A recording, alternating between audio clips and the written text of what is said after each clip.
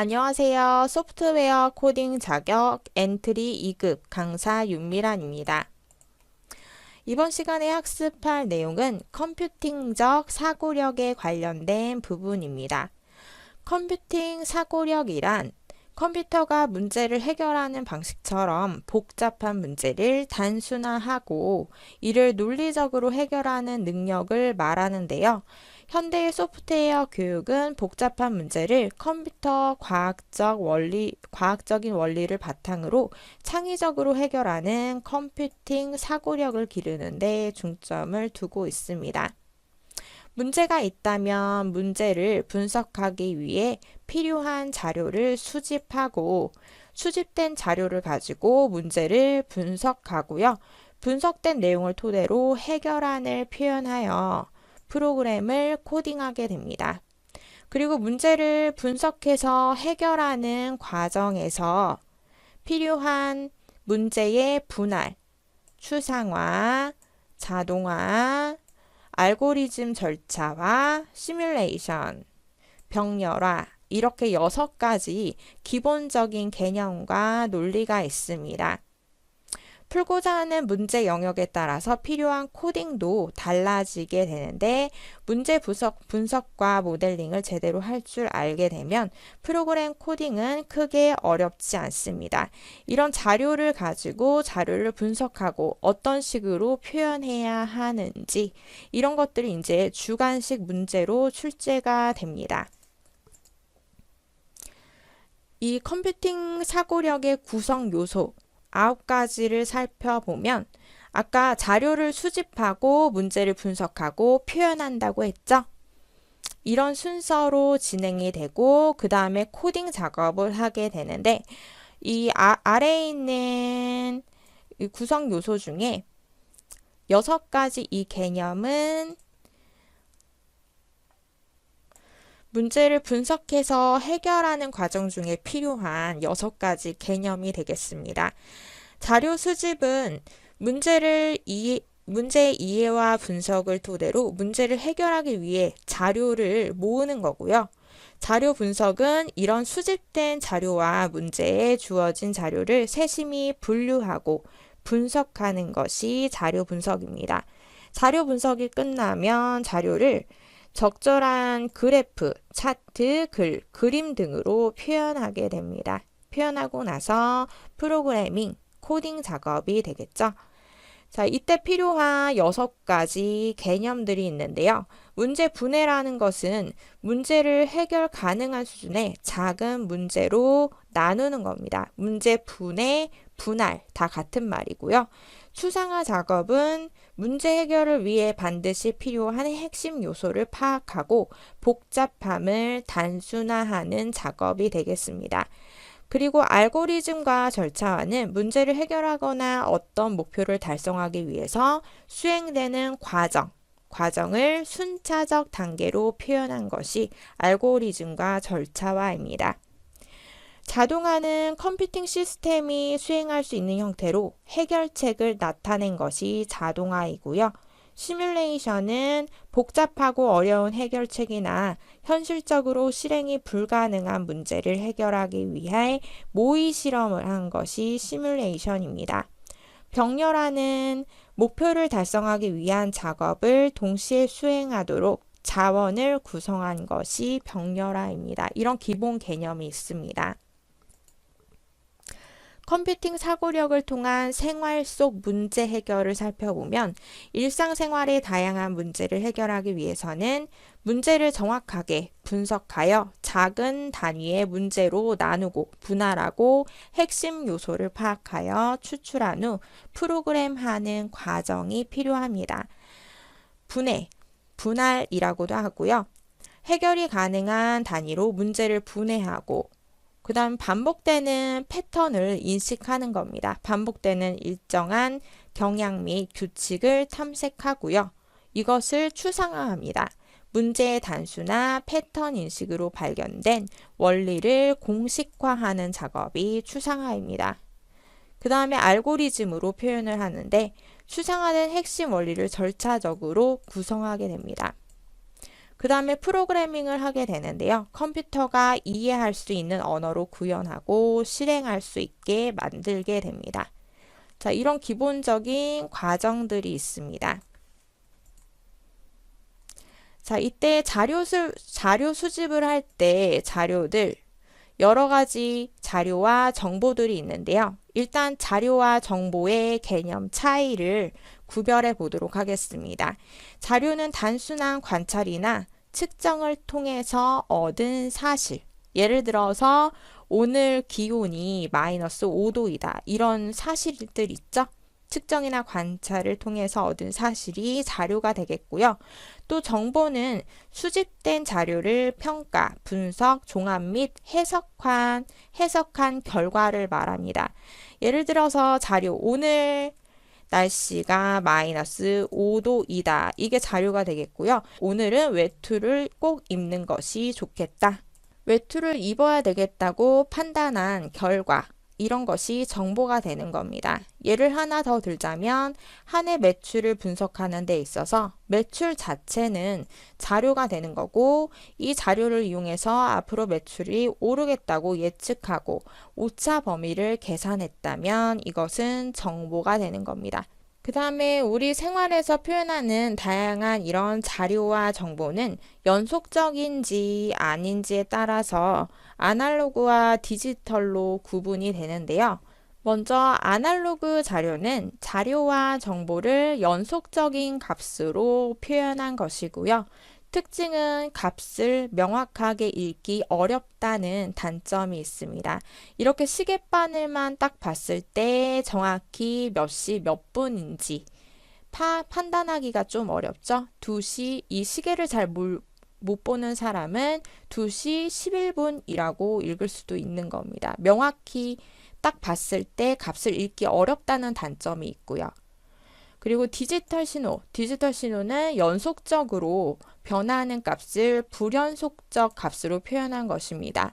물질의 특성을 이진법 논리를 사용하여 0과 1의 조합으로 바꾼 결과고요. 특징은 값을 읽기는 쉽지만 딱 봤을 때 13시 55분 디지털 시계 눈으로 딱 봤을 때 몇 분인지 알겠죠? 읽기는 쉽지만 모든 값의 표현이 어렵다는 단점이 있습니다. 그 다음에 문자의 디지털 표현, 그림의 디지털 표현법을 보도록 하겠습니다. 아스키 코드나 유니코드 같은 이진 코드로 변환해서 문자를 디지털 형태로 표현하게 됩니다. 컴퓨터에 문자를 입력하게 되면 이것을 아스키 코드로 이진수로 변환을 하고요. 그 다음에 이진수의 문자를 다시 아스키 코드로 변환해서 모니터의 결과를 출력하게 됩니다. 문자의 디지털 표현은 컴퓨터를 통하게 되면 아스키 코드나 유니코드와 같은 이진수 형태로 변환해서 출력하게 됩니다. 그 다음에 그림의 디지털 표현을 살펴보면 화면을 구성하는 최소 단위인 화소, 픽셀로 표현이 가능하고요. 화소의 색상 정보를 기록하여 그림이나 문자로 표현하게 됩니다. 이때 비트맵과 벡터 형태 두 가지 형태로 나눌 수가 있는데요. 비트맵 형태는 화소 픽셀로 표현한 것, 그림을 픽셀로 표현하여 다양한 색조와 질감으로 표현할 수 있는 형태, JPG 파일이나 BMP 파일, PNG 파일, GIF 파일 형식이 비트맵 파일입니다. 이 비트맵 파일의 장점은 색상을 아주 조화롭게 표현할 수 있다는 장점이 있고요. 대신에 확대하거나 축소했을 때, 확대를 했을 때 이미지가 깨진다는 단점이 있습니다. 또 벡터 이미지는 그림을 수학적 수식을 사용해서 선과 모양으로 표현한 것인데요. 수학적 수식을 사용하고 있기 때문에 벡터 방식은 비트맵 방식과 다르게 확대를 해도 깨지지 않습니다. 화질의 변화가 없습니다. 대신에 단점은 단조로운 색상 표현이 됩니다. 비트맵은 좀 더 색감이 풍부하게 표현 가능하다면 벡터 방식은 단순한 색상 표현이 가능합니다. 파일 형식으로는 AI, WMF, EPS 등이 있습니다. 이렇게 자료에 관해서 살펴보았고요. 이제 자료가 있을 때 분석하는 것, 문제 분석과 구조화 작업에 대해서 보도록 하겠습니다. 문제를 효율적으로 해결하기 위해서는 문제 해결에 필요한 자료를 수집하고 수집된 자료를 분석해야 합니다.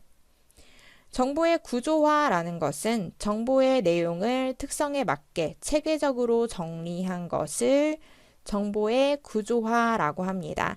예를 들어서 수집한 여러 정보로 여행 계획을 짠다면 여행 정보를 수집하고 분석한 후 1일차에는 어떤 걸 하고 2일차에는 어떤 걸 할 것인지 구체적인 계획으로 구조화할 수 있습니다. 정보의 구조화 방법 크게 4가지로 구분을 할 수가 있는데요. 먼저 목록형은 일정한 기준에 맞추어 순서대로 나열하는 구조가 목록형입니다. 예를 들어서 층별 안내도 1층에는 뭐가 있고 2층엔 뭐가 있고 3층엔 뭐가 있고 그리고 노선도는 연결이 쭉 되어 있는 목록 형태 구조죠. 1호선은 첫 번째 정거장, 1호선 두 번째 정거장 이런 것들이 목록 형태입니다. 그 다음 표 형태는 서로 관련 있는 자료를 표 형태로 나열하는 구조인데요. 가계부나 용돈 기입장이 표 형태에 해당이 됩니다.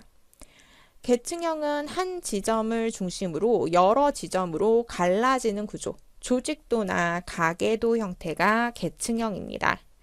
그 그래프형은 상호관계를 막대나 선, 원 등의 모양으로 연결하여 표현한 구조를 그래프 형태라고 하는데요. 통계나 약도가 그래프 형태의 정보입니다.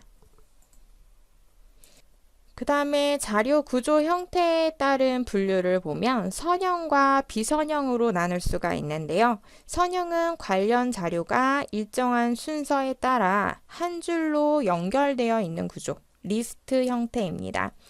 그리고 비선형 구조는 일정한 순서 없이 자료들이 연결되어 있는 구조, 트리나 그래프 형태의 자료가 비선형 자료입니다.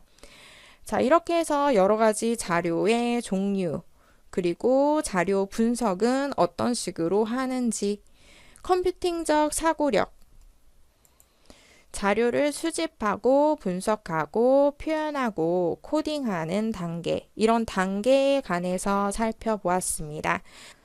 이 컴퓨팅 사고력에 관련된 시험 문제는 2문제가 출제가 되고 있는데요. 내가 사고를 제대로 할 줄 알면 충분히 해결할 수 있는 문제들입니다. 자, 문제를 한번 보도록 하겠습니다. 보시면 보기에 키를 비교해서 단순히 서술한 내용이 있고요. 이거 문제를 분석을 해서 분해해 놓은 내용들이 있습니다. 키를 비교하여 서술한 내용을 보면 초록이는 노랑이보다 키가 3cm 더 크다. 그러면 초록이를 먼저 저는 이렇게 적어 보도록 하겠습니다. 초록이 그리고 노랑이가 있는데 초록이가 노랑이보다 3cm가 더 크죠? 3cm가 더 큽니다. 그리고 우리 반에는 초록이가 제일 크다. 그럼 초록이가 제일 위에 있겠네요. 그 다음에 주황이는 노랑이보다 3cm 작다.